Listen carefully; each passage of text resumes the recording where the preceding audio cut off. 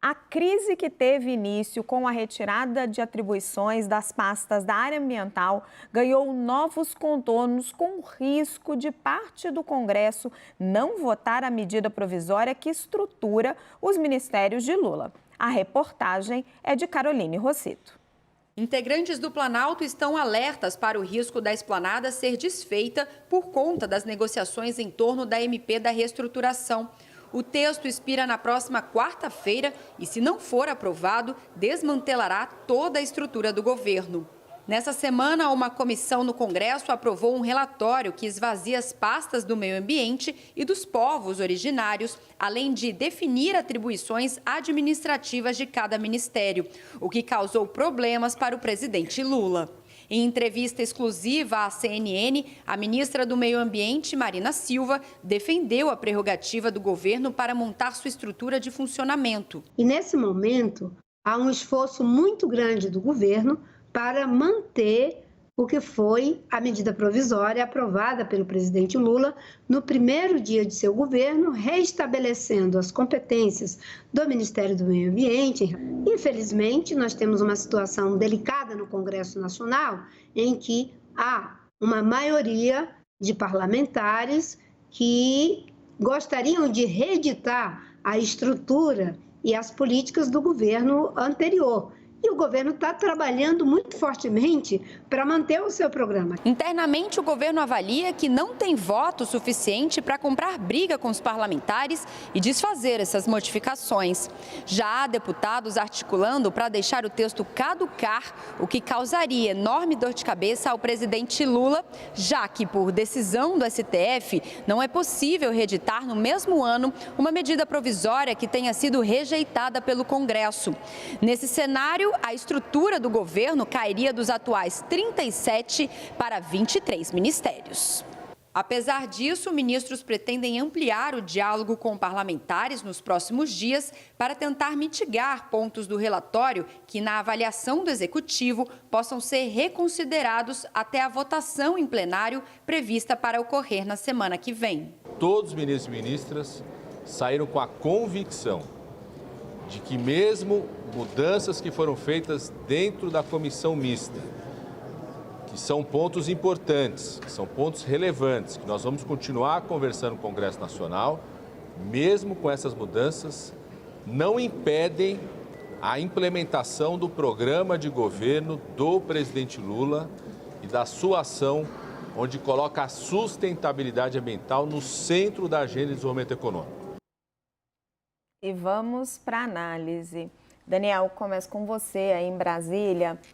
Para onde vai o governo nessa história? Porque Rui Costa deixa a reunião e ali na coletiva de imprensa diz que o governo vai batalhar para reverter essas mudanças junto ao Congresso Nacional, mas o que a gente escuta nos bastidores é que dentro da reunião Padilha já abriu o encontro dizendo o contrário, dizendo, olha, gente, é isso aí, essa foi a negociação que a gente conseguiu com o Congresso Nacional e se não aceitarmos esses termos, a MP vai caducar.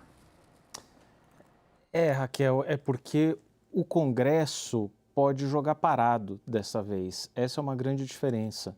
Por quê? Porque se a MP não for votada, e ela perde vigência no dia 1º, então, se ela não for votada, volta à configuração anterior da esplanada dos ministérios. Isso é uma hecatombe no governo.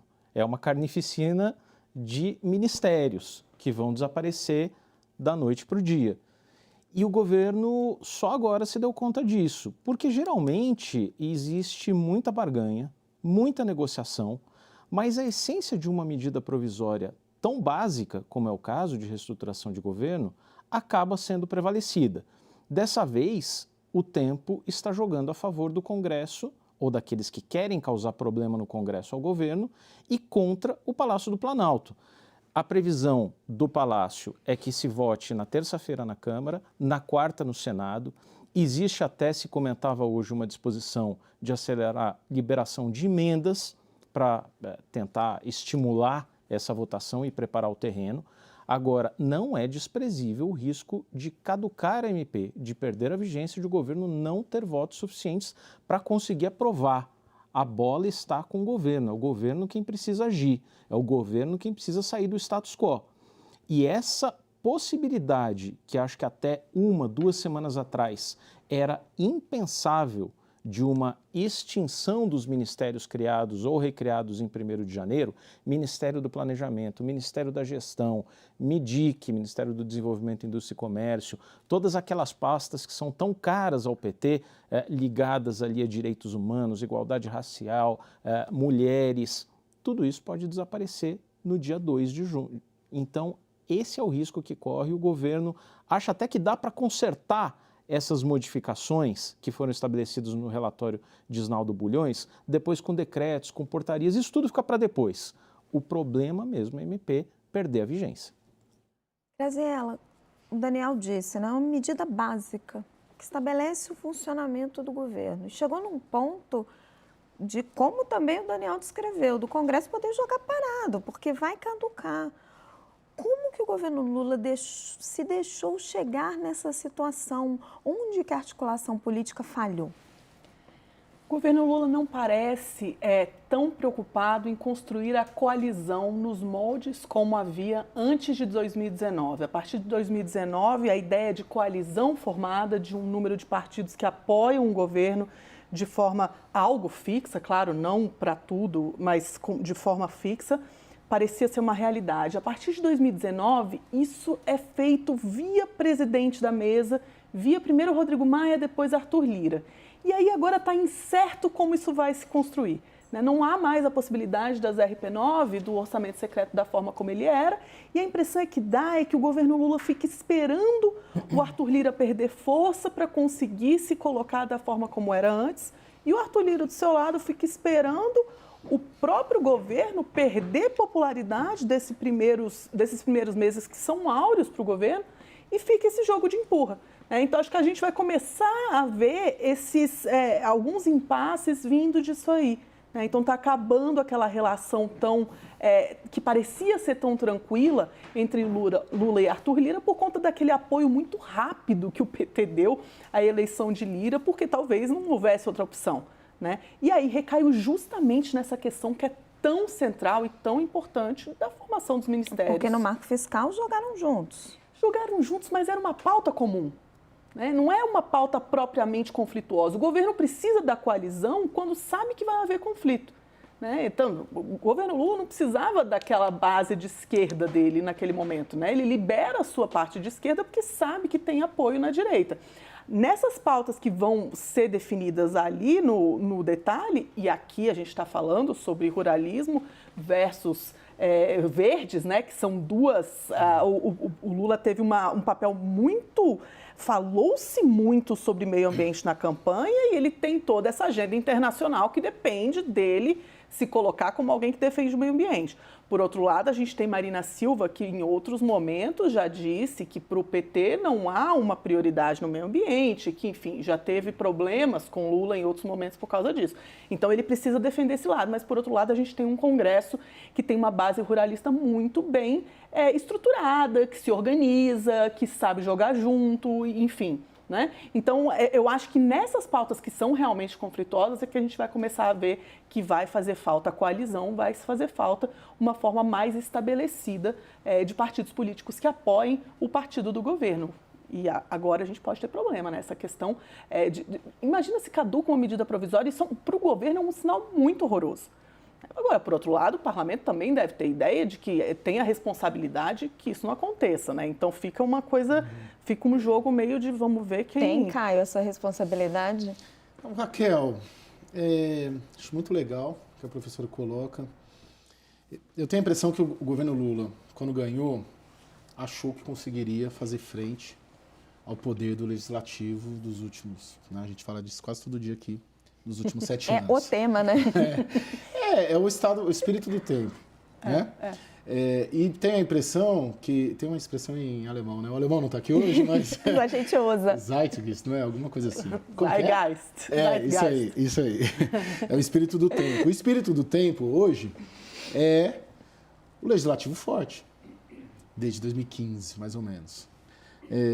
O governo Lula 3 achou que poderia conseguir quebrar esse espírito do tempo, de alguma maneira. E todos os gestos e atos desde 1º de janeiro foram nesse sentido, caso clássico, decreto de saneamento. Ali percebeu-se que não conseguem. Não é que o governo Lula 3 não sabe, né? Ou não sabe articular, ou não sabe... Eles sabem, eles são experientes, as pessoas que estão ali, não tem bobo ali, né? A começar pelo próprio presidente, né? Claro. Terceira vez que é presidente da República. Claro. Né? Alexandre Padilha trabalhou já lá no Planalto. Então não é que eles não saibam, eles acharam que poderiam tentar. Tentaram e se deram mal. E não tem o que fazer, gente. Não há o que fazer. E eu acho muito interessante que a pauta principal do governo é a pauta econômica mais que ambiental. A pauta principal do governo tem acordo, mas é a pauta principal do governo, gerar desenvolvimento econômico, né? Para distribuir renda, para chegar em 2026 e ser reeleito. Basicamente é isso. Para pôr essa pauta adiante, a pauta ambiental vai ser prejudicada, porque ela não é a prioritária. Não é a prioritária. O que são os anéis e o que são os dedos, né? O que estão dispostos a... Exatamente. Isso para o Padilha parece claríssimo. Exatamente. Agora, Daniel, isso está claro para Rui Costa? Porque ele parece quase que dá, para quem sabe de todos esses bastidores, do que aconteceu ali dentro da reunião, das explicações que o Padilha deu, dizendo, olha, gente, a gente não vai conseguir mudar essa MP, vamos se contentar com o que está aqui. Ali na hora da coletiva, o Rui Costa ainda dá um tapinha nas costas do Padilha e fala, não, a gente vai reverter aqui nessa MP, isso aqui cabe ao nosso ministro da articulação política. O Caio está descrevendo que o ministro Padilha entendeu essa situação, que a prioridade do governo é a pauta econômica para garantir crescimento econômico. A gente vai falar daqui a pouco dos juros, os juros futuros estão caindo, o dólar está caindo. Mas e o ministro Rui Costa entendeu? Talvez por isso que quase todos os parlamentares do Centrão têm tantas ressalvas, tantas restrições à forma como o Rui Costa conduz o relacionamento do Executivo com o Parlamento. Sabe, Raquel, outro dia me disseram que Arthur Lira, ao ser questionado sobre essa forma de atuar de Rui Costa, disse, não tem nada de novo, ele sempre foi assim. É o Brasil quem está conhecendo a forma de Rui Costa atuar. E, de fato, Alexandre Padilha percebeu hoje, ou já percebeu mais rapidamente, uma coisa que o Rui Costa parece não ter se dado conta, no caso desta medida provisória em especial, que não adianta ficar brigando para mudar o relatório que foi apresentado, essas mudanças mais gerais, o que fica em cada ministério. Isso dá para consertar, de certa forma, depois, com decretos e portarias. O que está na cabeça do Padilha, por exemplo? Se você tem ali o cadastro ambiental rural, tão necessário para organizar os imóveis rurais e adequá-los aos parâmetros do Código Florestal, e isso passa para o Ministério da Gestão, você pode ter ali algum tipo de novo conselho ou alguma decisão administrativa por meio da qual o Ministério do Meio Ambiente precise referendar essa decisão. Então, tudo isso você conserta depois. A isso eu me refiro quando eu digo consertar depois. Então, Padilha está dando um sinal de pragmatismo ali. Não adianta agora, a contar da segunda-feira de manhã a 48 horas dessa medida provisória caducar, não adianta a gente discutir aqui o sexo dos anjos. Precisamos avançar, né? E depois a gente conserta, né? Tem um outro ponto que aí eu não sei se o governo como um todo entendeu na sua relação com o Congresso, é que passada essa emergência que foi o novo marco fiscal, agora o Congresso tem de se impor com a sua pauta, não à toa. Logo depois da votação do marco fiscal, o Congresso conseguiu emplacar a urgência do marco temporal. E outras pautas assim podem vir a qualquer momento. A agenda não vai ser a agenda delimitada pelo Executivo, vai ser uma agenda, no máximo, consensuada com o Congresso, se não autônoma do Congresso. Professora, eu acho que um ponto do Daniel conversa muito com o que você e o Caio falaram. Quando o Daniel diz é uma agenda autônoma do Congresso e o Caio coloca a agenda ambiental não é prioridade. Mas o Lula vendeu isso na campanha, que seria uma política ambiental muitíssimo diferente de Jair Bolsonaro, que está vendendo isso no exterior, né? O Brasil como esse novo ator ambiental. E aí, como é que fica? Perfeito. Eu acho que um ponto que eu ressalvaria só é a questão do protagonismo do Congresso. Eu gosto mais de reformular como o protagonismo do presidente da mesa da Câmara, né, que é onde está ali o coração do poder de agenda, onde se coloca os temas em pauta e se define o que é a agenda, o que é a pauta do Congresso. E esse fortalecimento do Legislativo, ele acontece ao mesmo tempo em que se centraliza todos os processos do Legislativo na mão do presidente. Então, são fenômenos que acontecem ao mesmo tempo? São, mas são diferentes. Uma coisa é você falar de fortalecimento do Legislativo, outra coisa é você falar da centralização dos processos que acontecem no Legislativo na mão do Arthur Lira. E o Arthur Lira, para centralizar esses processos, ele depende de ser o agente que consegue fazer a barganha, né? Ele tinha carta branca no governo Bolsonaro para conseguir destinar as emendas. Ele está sentindo falta dessa carta branca.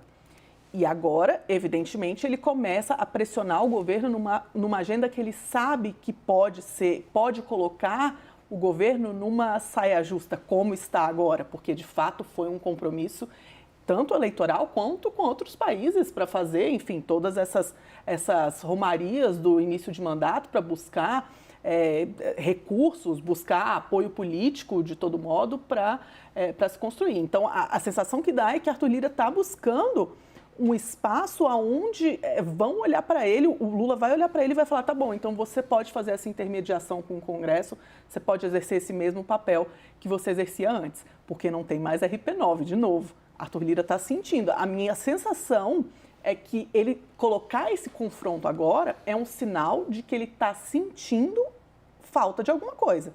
Ele não tem mais como devolver para os parlamentares algumas trocas que ele fazia antes para conseguir esse apoio, que também não é irrestrito, né? A gente está falando de um Congresso que tem, de novo, a gente tem uma bancada ruralista muito bem consolidada, né? E que busca essa troca com o Arthur Lira. Mas eu acho que o que a gente está olhando e que mais me chama a atenção é essa posição de confronto, né? Que ele assume agora e que me parece ser algo que ele está sentindo falta e que não está sendo correspondido. Medindo forças, né? Isso. Caio, rapidinho, antes da gente ir pro break, como é que ficou Marina Silva nessa história? Porque lá dentro da reunião, ela diz, não vou sair porque isso vai enfraquecer ainda mais a pauta ambiental.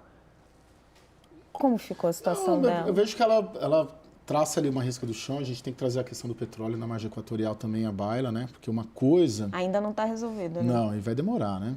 Uma coisa é ter um congresso com uma maioria ruralista, a principal frente parlamentar lá, a FPA, Frente Parlamentar da Agropecuária, 340 e poucos deputados federais, de 513, e aí o governo não tem muito o que fazer. Na margem equatorial, o governo tem o que fazer. Porque na margem equatorial é uma disputa dentro do governo, não é entre poderes. Na questão da margem equatorial é Petrobras contra IBAMA. Petrobras é Ministério de Minas e Energia com o Ministério do Meio Ambiente. Aí dá para o Palácio do Planalto arbitrar. E aí que está, talvez, até uma questão muito maior do que o duelo ali dentro do Congresso Nacional, que ali é duelo de força. Não tem o que o governo fazer muito, não tem para onde escapar. Se for judicializar, vai perder. Medidas administrativas, né? A gente trouxe essa informação ontem, né? De fazer ali uma participação maior na ANA, né? Agência Nacional de Águas, no CAR, ali dá para fazer alguma. Agora, veto é um desastre, judicializar é pior ainda, porque é chamar para briga, né? E perde se chamar para briga. É na disputa do petróleo, então, que a gente vai ver o quanto que está a força aí de Marina Silva dentro do governo.